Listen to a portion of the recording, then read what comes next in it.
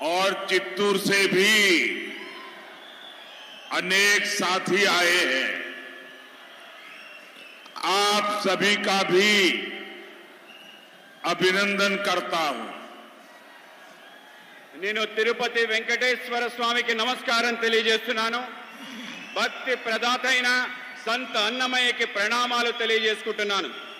తిరుపతి మరియు చిత్తూరు నుండి ఇక్కడికి వచ్చిన మిత్రులందరికీ కూడా నేను అభినందనలు తెలియజేసుకుంటున్నాను. भाइयों और बहनों, रायलसीमा में सामर्थ्य की कोई सीमा नहीं। यहां माइंस हैं, यहां मिनरल्स है, यहां दिव्य भव्य टेम्पल्स है, यहां मेहनती किसान है, टैलेंटेड नौजवान है और टूरिज्म की अपार संभावना है। इसलिए आज मोदी आपके पास आशीर्वाद लेने के लिए आया है। मोदी का लक्ष्य है रायलसीमा का डेवलपमेंट नई ऊंचाई पर पहुंचे। मोदी का लक्ष्य है आंध्र प्रदेश का विकास। मोदी लक्ष्यम आंध्र प्रदेश विकासम। సోదరి సోదరులారా, రాయలసీమలో ఎన్నో సమస్యలు ఉన్నాయి. ఆ సమస్యలకి హద్దే లేదు. ఇక్కడ గనులు ఉన్నాయి మరియు ఖనిజాలు ఉన్నాయి. ఇక్కడ భవ్యమైన దివ్యమైన దేవాలయాలు ఉన్నాయి. ఇక్కడ కష్టపడి పనిచేసే రైతులు ఉన్నారు. ప్రతిభావంతమైన యువకులు ఉన్నారు. మరి పర్యాటక కేంద్రాలకి అవకాశాలు ఎన్నో ఉన్నాయి.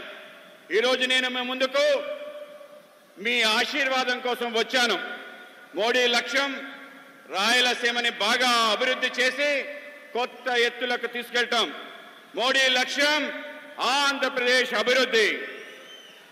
साथियों, आप सभी ने दशकों तक दूसरों पर भरोसा किया, लेकिन आपको क्या मिला? यहां डेवलपमेंट नहीं हुआ, यहां सिंचाई की सुविधा नहीं है, यहां इंडस्ट्री नहीं है, यहां किसान परेशान है, यहां नौजवानों को काम के लिए दूसरे शहरों में जाना पड़ता है। आप मुझे बताइए, ये हालात बदलने चाहिए या नहीं? तो आपको क्या करना पड़ेगा? आंध्र प्रदेश में डबल इंजन सरकार, आंध्र प्रदेश లో కూడా డబల్ ఇంజన్ సర్కార్ రావాలి. మిత్రులారా, మీరంతా దశాబ్దాలుగా అనేక మందిని విశ్వాసంలో ఉంచారు. రాయలసీమ ఆంధ్రప్రదేశ్కు అనేక మంది ముఖ్యమంత్రులను ఇచ్చారా లేదా? కానీ మీరు ఏమి పొందారు? ఇక్కడ అభివృద్ధి జరగనే లేదు. ఇక్కడ సాగునీటి సంబంధించిన సౌకర్యమే లేదు. ఇక్కడ పరిశ్రమలు లేవు. ఇక్కడ రైతులు ఆందోళనతో ఉన్నారు. ఇక్కడ ఉద్యోగాల కోసం ఇంకొక నగరాలు వలస వెళ్లాల్సిన పరిస్థితి ఏర్పడింది. మీరు నాకు చెప్పండి, ఈ పరిస్థితి మార్చాలా వద్దా? అయితే మీరేం చేయాలి? ఆంధ్రప్రదేశ్లో కూడా डबल इंजन सरकार తీసుకురావాలి. साथियों, आंध्र प्रदेश की जनता ने बड़ी उम्मीदों के साथ वाईएसआर कांग्रेस सरकार बनाई थी, लेकिन इन्होंने आपके साथ विश्वासघात किया। वाईएसआर कांग्रेस ने यहां गरीबों का नहीं, माफिया का विकास किया। वाईएसआर कांग्रेस के मंत्री कैसे यहां गुंडागर्दी करते हैं, यहां राउडी राज चलाते हैं, वो सबके सामने है। मैं तो हैरान हूं, जिस सैन माफिया के कारण अन्नामैया डैम टूट गया, 25-30 गांवों को नुकसान हुआ, दर्जनों लोगों की जान गई। ये से माफिया को यहां की सरकार बढ़ावा देती है। मैं ऐसे हर माफिया को कहूंगा, वाईएसआर कांग्रेस गवर्नमेंट जाने का काउंटडाउन शुरू हो चुका है। एनडीए सरकार यहां के हर माफिया का इलाज करेगी, पक्का ट्रीटमेंट करेगी। మిత్రులారా, ఆంధ్రప్రదేశ్లో అనేక ఆకాంక్షలతో వైఎస్ఆర్ ప్రభుత్వాన్ని మనం ఏర్పాటు చేసుకున్నాం. కానీ వాళ్ళు మనతో విశ్వాసఘాతకం, మోసం చేశారు. వైఎస్ఆర్ కాంగ్రెస్ ఇక్కడ పేదవాళ్ళని కాకుండా మాఫియాని అభివృద్ధి చేశారు. వైఎస్ఆర్ పార్టీ మంత్రులు గుండాయిజం చేస్తున్నారు. ఇక్కడ ఒక రౌడీ రాజ్యాన్ని నిర్మిస్తున్నారు. అది మీరందరూ చూస్తున్నారు. ఇక్కడ ఇసుక మాఫియా కారణంగా అన్నమయ్య డ్యాం కొట్టుకుపోయింది. అది నేను చూసి ఆశ్చర్యపోయాను. 25-30 గ్రామాలు నష్టం చేకూరింది. 12 మంది మరణించారు. ఇలాంటి మాఫియా ఇక్కడ ప్రభుత్వం మద్దతు లభిస్తుంది. నేను ఇలాంటి ప్రతి మాఫియాకి చెప్పదలుచుకున్నాను, మీ యొక్క కౌంట్ డౌన్ మొదలైందని. ఎన్డీఏ ప్రభుత్వం ఇక్కడ ప్రతి మాఫియాకి చికిత్స చేస్తుంది, ఒక్కొక్కరిని పక్కా ట్రీట్మెంట్ చేస్తుందని తెలియజేస్తున్నాను. आप बताइए, आपके जीवन में साफ पानी जरूरी है या नहीं? मोदी घर घर पाइप से पानी पहुंचाना चाहता है, लेकिन यहां की सरकार जल जीवन मिशन में भी ठीक से सहयोग नहीं करती। पोलावरम प्रोजेक्ट के साथ इन्होंने क्या किया, ये आप इतने सालों से देख रहे हैं। इन्होंने रायलसीमा के किसानों को भी इरिगेशन की सुविधाएं नहीं दी। यहां एनडीए सरकार बनेगी तो सिंचाई के प्रोजेक्ट तेजी से पूरे होंगे। మీరు చెప్పండి, మీ జీవితంలో స్వచ్ఛమైన నీళ్లు అవసరమా లేదా?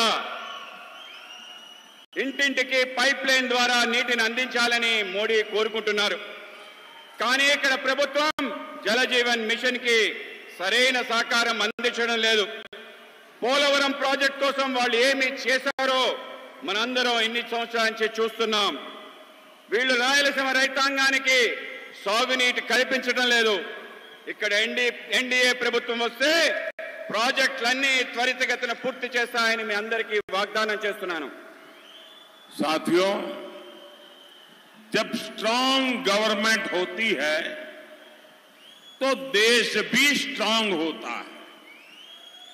आज भारत स्ट्रांग है कि नहीं है? यहां से तो बहुत सारे साथी गल्फ के देशों में है। गल्फ के देशों में भारतीयों की आज रिस्पेक्ट बढ़ी है कि नहीं बढ़ी है? वहां किसी भी साथी को प्रॉब्लम होती है तो मोदी सॉल्व करता है।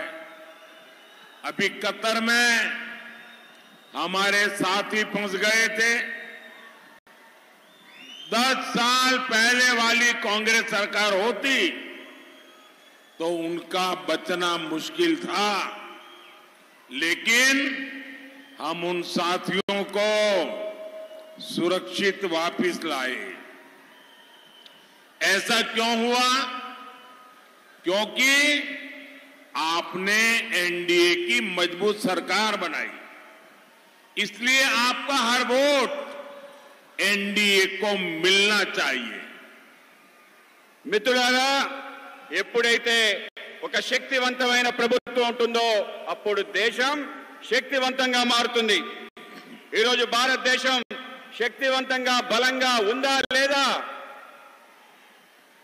ఇక్కడి నుంచి అనేక మంది మిత్రులు మిడిల్ ఈస్ట్ గల్ఫ్ లో ఉన్నారు.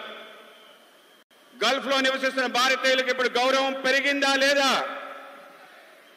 అక్కడ మన మిత్రులు ఎటువంటి సమస్యలు వచ్చినా వెంటనే మోడీ వాటిని పరిష్కరిస్తారు. ఈ మధ్య ఖతార్లో మన సోదరులు చిక్కుకున్నారు. ఒకవేళ 10 సంవత్సరాల క్రితం కాంగ్రెస్ ప్రభుత్వం ఇప్పుడు ఉంటే వాళ్ళను రక్షించడం చాలా కష్టమయ్యేది. కానీ నేను మన సోదరుల్ని సురక్షితంగా వెనక్కి తీసుకురాగలిగాను. ఇది ఎందుకు జరిగింది? ఎందుకంటే ఎన్డీఏ ఒక దృఢమైన శక్తివంతమైన ప్రభుత్వాన్ని తయారు చేసింది. అందుకే మీ ప్రతి ఓటు ఎన్డీఏకే వెయ్యాలి. साथियों, मोदी नेशन बिल्डिंग के मिशन पर निकला है। देश को आगे बढ़ाने के लिए दिन रात मेहनत कर रहा है, लेकिन कांग्रेस देश को रिवर्स गियर में ले जाना चाहती है। कांग्रेस लगातार धमकी दे रही है कि जो बड़े काम पिछले 10 साल में हुए हैं वो उन्हें रद्द कर देगी। कांग्रेस कहती है आर्टिकल 370 को वो वापस लाएंगे फिर से। कांग्रेस कहती है सीएए के कानून को रद्द कर देंगे। कांग्रेस कहती है गरीबों को जो फ्री राशन मिलता है वो योजना बंद कर देंगे। कांग्रेस कहती है देश के गरीबों को फ्री मेडिकल ट्रीटमेंट जो मिलता है वो योजना भी बंद कर देंगे। कांग्रेस कहती है राम मंदिर पर सुप्रीम कोर्ट का फैसला भी पलट देंगे, राम मंदिर पर ताला लगा देंगे। क्या आपको ये सब मंजूर है क्या? మిత్రులారా, మోడీ దేశ నిర్మాణం అనే లక్ష్యంతో బయలుదేరాడు. దేశానికి తీసుకెళ్లడం కోసం పగలు రాత్రి కష్టపడి పనిచేస్తున్నాడు. కానీ కాంగ్రెస్ దేశాన్ని రివర్స్ గేర్ లో వెనక్కి తీసుకెళ్లాలనే ప్రయత్నం చేస్తుంది. కాంగ్రెస్ నిరంతరం బెదిరిస్తుంది. ఏవైతే పెద్ద పెద్ద పనులు గత 10 సంవత్సరాలు బట్టి మేము చేశామో వాటినన్నిటినీ రద్దు చేస్తామని అంటున్నారు. కాంగ్రెస్ చెబుతుంది 370 అధికరణని తిరిగి తీసుకొస్తామని, సిఏ రద్దు చేస్తామని కాంగ్రెస్ చెబుతుంది. ఉచిత రేషన్ పథకాన్ని కాంగ్రెస్ నిలుపుదల చేస్తానని చెప్తుంది. చివరికి కాంగ్రెస్ ఉచిత వైద్య పథకాన్ని కూడా నిలిపివేస్తానని చెప్తుంది. కాంగ్రెస్ రామ మందిరంపై సుప్రీంకోర్టు ఇచ్చిన తీర్పును కూడా వెనక్కి నెట్టేస్తానంటుంది. రామ మందిరానికి తాళం వేస్తానంటుంది. దీన్ని మీరు అంగీకరిస్తారా? साथियों, पूरी कांग्रेस पार्टी भारत की संस्कृति और विरासत से कट चुकी है। कांग्रेस जड़ों से एकदम कट चुकी है। कांग्रेस के मन में हमेशा विभाजनकारी सोच रहती है। कांग्रेस का माइंडसेट ही देश को टुकड़ों में देखने का हो गया है और इसलिए ही कांग्रेस के नेता कभी भारत को एक राष्ट्र मानने से इनकार करते हैं तो कभी देश को बांटने की बात करते हैं। आज कांग्रेस के एक और बड़े नेता ने फिर कांग्रेस की विभाजनकारी सोच का प्रदर्शन किया। गांधी परिवार के बेहद करीबी और शहजादे के सबसे बड़े सलाहकार ने जो कहा है वो शर्मनाक है। कांग्रेस को लगता है कि जो लोग नॉर्थ ईस्ट के लोग हैं वो चाइनीज की तरह लगते हैं, ऐसी बातें देश स्वीकार कर सकता है क्या? कांग्रेस को लगता है कि साउथ इंडिया के लोग अफ्रीकन जैसे दिखते हैं। मैं जरा सीतारमैया जी से पूछना चाहता हूं, क्या कर्नाटका के लोगों पर यह आरोप आप स्वीकार करेंगे क्या?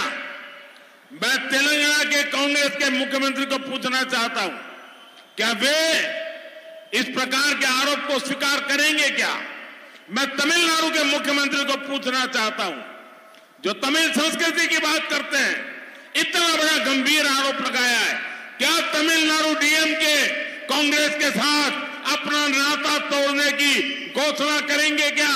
तमिल स्वाभिमान के लिए, तमिल लोगों के लिए क्या वो हिम्मत है क्या उनमें? कांग्रेस को लगता है कि पश्चिमी भारत के लोग अरब के लोगों जैसे दिखते हैं। मैं जरा बाला साहब ठाकरे के नकली शिवसेना के जो उनके संतान है, जरा बाला साहब जी को याद करो। मैं इन नकली संतानों को पूछना चाहता हूं, मैं जरा उनके मेंटर बुजुर्ग नेता से भी पूछना चाहता हूं। इन्होंने कहा है कि पश्चिम भारत के लोग अरब नस्ल के अरबी लगते हैं। क्या महाराष्ट्र के लोगों को ये भाषा मंजूर है क्या? कांग्रेस को लगता है कि उत्तर भारत के लोग गोरों जैसे दिखते हैं। क्या आपको ये बात स्वीकार कर सकते हैं क्या? सत्ता के लिए देश का बंटवारा कराने वाली कांग्रेस अब भारतीयों पर नस्लवादी टिप्पणी करने पर उतर आई है। क्या हो गया है कांग्रेस पार्टी को? और ये बात जरा जो उनकी इकोसिस्टम है वो भी समझ रहे हैं कि आप इनका बचाव करने की कोशिश मत करो, क्योंकि जो शहजादे के फिलोसोफर एंड गाइड ने अमेरिका में बोला, उसके 4 दिन पहले खुद शहजादे ने युवकों के बीच में कहा कि अमेरिका में इस रंग के लोग पेपर सेट करते हैं तो इस रंग के लोग परीक्षा में नापास होते हैं, इस रंग के लोग पेपर सेट करें तो सब पास होंगे। हिंदुस्तान पर भी उन्होंने वही टिप्पणी की थी जिसका विस्तार शहजादे के गुरु ने किया है। ये दोनों की बातें मिली हुई बातें हैं, सोच समझ करके बोली हुई बातें हैं। और मैं पूरी कांग्रेस पार्टी पर, शहजादे पर, इस शाही परिवार पर गंभीर आरोप लगाता हूं। अरे मुद्दे नहीं है तो कम से कम हम भारतीयों का मखौल मत उड़ाओ। तीसरे फेज में घुटने टेकने की बौखलाहट में ये लोग कुछ भी कहे जा रहे हैं, लेकिन देश कांग्रेस की एक एक विभाजनकारी बात को सुन रहा है, समझ रहा है। क्या आप ऐसी सोच वाली कांग्रेस को, देशवासियों के भी मैं कहना चाहता हूं, सिर्फ मैं आंध्र में नहीं कह रहा हूं, मैं देश के जहां जहां चुनाव बाकी है सभी देशवासियों को कहना चाहता हूं, ऐसा गुनाह करने वाली कांग्रेस को बख्शा नहीं जाना चाहिए, उनको सजा होनी चाहिए। కాంగ్రెస్ ఈ దేశం యొక్క వారసత్వాన్ని తొలగించాలని చెప్పి, ఈ దేశాన్ని ముక్కలు ముక్కలు చేయాలని చెప్పి ఆలోచన చేస్తుంది.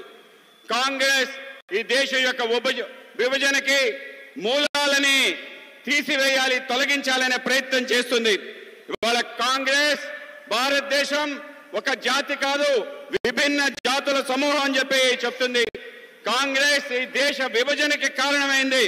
ఇవాళ కాంగ్రెస్ కుటుంబంలో అతి దగ్గరగా ఉండే వ్యక్తి, ఈ విధంగా గాంధీ పరివారానికి దగ్గరగా ఉండే వ్యక్తి మాట్లాడుతున్న మాటలు మనం చూస్తే మనందరం కూడా సిగ్గుపడాలి. ఈరోజు భారతదేశం మొత్తం కూడా దక్షిణాది రాష్ట్రాలు ఉత్తరాది రాష్ట్రాలుగా విభజన చేయాలని చెప్పి మాట్లాడుతున్నారు. ఇవాళ దక్షిణాది రాష్ట్రాలు విభజించి అవి వేరు అని చెప్పి మాట్లాడుతున్నారు. ఇవాళ మనం కర్ణాటక సంబంధించిన వ్యక్తులు మేము వేరే రాష్ట్రం అంటే ఒప్పుకుంటారా? ఇవాళ తమిళనాడు సంబంధించిన వాళ్ళు తమిళ సంస్కృతిని పొగిడే ముఖ్యమంత్రి మేము వేరే దేశం అంటే ఒప్పుకుంటారా? ఇవాళ గాంధీ పరివారానికి అతి దగ్గరగా ఉండే వ్యక్తి ఇవాళ మాట్లాడుతున్న మాటలు ఏవైతే ఉన్నాయో మనందరినీ కూడా చాలా బాధను గురి చేస్తున్నాయి. ఇవాళ బాల్ ఠాకరే గారు సంబంధించిన ఏదైతే అతి దగ్గర సంస్థలు ఉన్నాయో ఆ పార్టీకి సంబంధించిన పెద్దలు ఎవరైతే ఉన్నారో వాళ్ళ మూలాలకి దూరం అయిపోయి ఇవాళ కాంగ్రెస్ యొక్క భాష ఏదైతుందో ఆ భాషకి వాళ్ళు కూడా వంతపాఠం ఏదైతుందో అత్యంత దురదృష్టకరం. ఇవాళ కాంగ్రెస్ పార్టీ కేవలం అధికారం కోసం దేశానికి సంబంధించిన విభజన మరొకసారి తీసుకురావాలని చెప్పి దేశాన్ని ముక్కలు చేయాలని చెప్పి ఒక ప్రయత్నం చేస్తుంది. ఇది కేవలం మీకే చెప్పడం లేదు, దేశ వ్యాప్తంగా ఉన్న అందరికీ కూడా హెచ్చరిక తెలియజేస్తున్నాను. కాంగ్రెస్ ఆలోచనలోనే దేశాన్ని విభజించాలని చెప్పి పాలించాలని చెప్పి తెల్లవాళ్ళు నల్లవాళ్ళు అని చెప్పి ఒక ఆలోచన. అమెరికాకి ఈ యువనేత వెళ్తే అక్కడ కూడా ఇటువంటి మాటలే మాట్లాడాడు. భారతదేశం గౌరవం తగ్గించే విధంగా ప్రయత్నం చేశాడు. కనుక మనందరం కూడా కాంగ్రెస్ పార్టీ యొక్క ఆలోచన పైన జాగ్రత్తగా అప్రమేయంగా ఉండాలి, వాటిని తిప్పికొట్టాలని మీకు తెలియజేస్తున్నాను. साथियों, आज एनडीए सरकार देश में इंडस्ट्रियल कॉरिडोर बनाने पर बल दे रही है. यहां भी देखिए कितने एक्सप्रेसवे बन रहे हैं. चारों तरफ 4 लेन 6 लेन हाईवे बन रहे हैं. नंदियाल एरागुंटला रेलवे लाइन का काम पूरा हो चुका है. नई कडप्पा बेंगलुरु रेलवे लाइन स्वीकृत हो चुकी है. कडप्पा एयरपोर्ट के नए टर्मिनल का निर्माण हो रहा है. आने वाले 5 साल में इंफ्रास्ट्रक्चर के ऐसे हर काम का और विस्तार होगा. बीजेपी ने घोषणा की है कि साउथ में भी बुलेट ट्रेन चलाई जाएगी. आप मुझे बताइए, आंध्र प्रदेश में बुलेट ट्रेन चलनी चाहिए कि नहीं चलनी चाहिए? మిత్రులారా, నేడు దేశంలో పారిశ్రామిక కారిడార్ల నిర్మాణకు ఎన్డీఏ ప్రభుత్వం పెద్దపీట వేస్తుంది. ఇది కూడా చూడండి, దేశంలో అనేక రకాలుగా ఎక్స్ప్రెస్ హైవేలు నిర్మాణం అవుతున్నాయి. అన్ని వైపులా 4 లైన్లు 6 లైన్లు జాతీయ రహదారులు నిర్మాణం అవుతున్నాయి. ఇక్కడ నంద్యాల ఎర్రకుంట్ల రైల్వే లైన్లు పనులు పూర్తయ్యాయి. కడప బెంగళూరు మధ్య కొత్త రైల్వే లైన్ ఆమోదం లభించింది. కడప విమానాశ్రయానికి కొత్త టెర్మినల్ నిర్మాణంలో ఉంది. రాబోయే 5 సంవత్సరాల్లో మౌలిక సదుపాయాల పనులు మరింతగా విస్తరిస్తాయి. బీజేపీ ప్రకటిస్తుంది ఏమిటంటే దక్షిణాది రాష్ట్రాలకు కూడా బుల్లెట్ ట్రైన్ కావాలని. మీరు నాకు చెప్పండి, ఆంధ్రప్రదేశ్ కి బుల్లెట్ ట్రైన్ కావాలా వద్దా? साथियों, रायलसीमा के किसानों का जीवन सिर्फ और सिर्फ एनडीए सरकार ही बदल सकती है.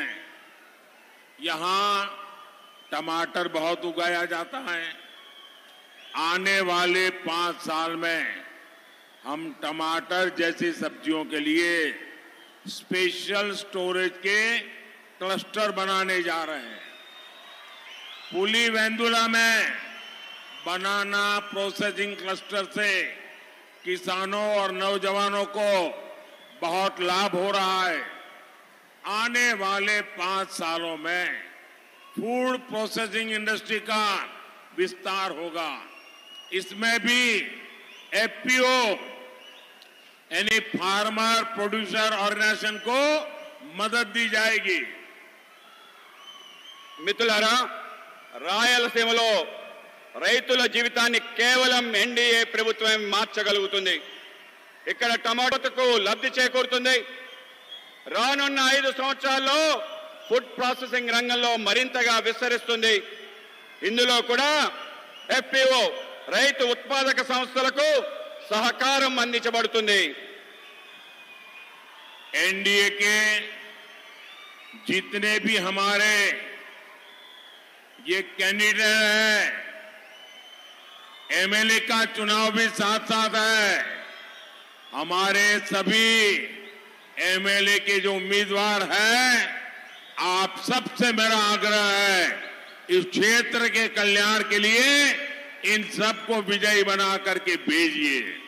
इनके अलावा राजमपेट लोकसभा सीट से भाजपा प्रत्याशी मेरे मित्र किरण कुमार रेड्डी, चित्तूर लोकसभा सीट से टीडीपी प्रत्याशी प्रसाद राव, तिरुपति लोकसभा सीट से बीजेपी प्रत्याशी वारा प्रसाद राव, कड़प्पा लोकसभा सीट से टीडीपी प्रत्याशी भूपेश रेड्डी, इन मेरे सभी साथियों को जिता करके दिल्ली भेजिए. और जब आप इनको वोट देंगे ना, तो वोट दिल्ली में सीधा मेरे खाते में जमा होगा. साथियों, ज्यादा से ज्यादा मतदान कराएंगे. ज्यादा से ज्यादा पोलिंग बूथ जीतेंगे. अच्छा, मेरा एक काम करेंगे, घर घर जाइएगा और कहिएगा कि अपने मोदी जी आए थे और मोदी जी ने आप सबको नमस्कार कहा है. मेरा नमस्कार पहुंचा देंगे. बोलिए भारत माता की जय. भारत माता की. बहुत बहुत धन्यवाद. మిత్రులారా, ఎన్డీఏ నుంచి మనకు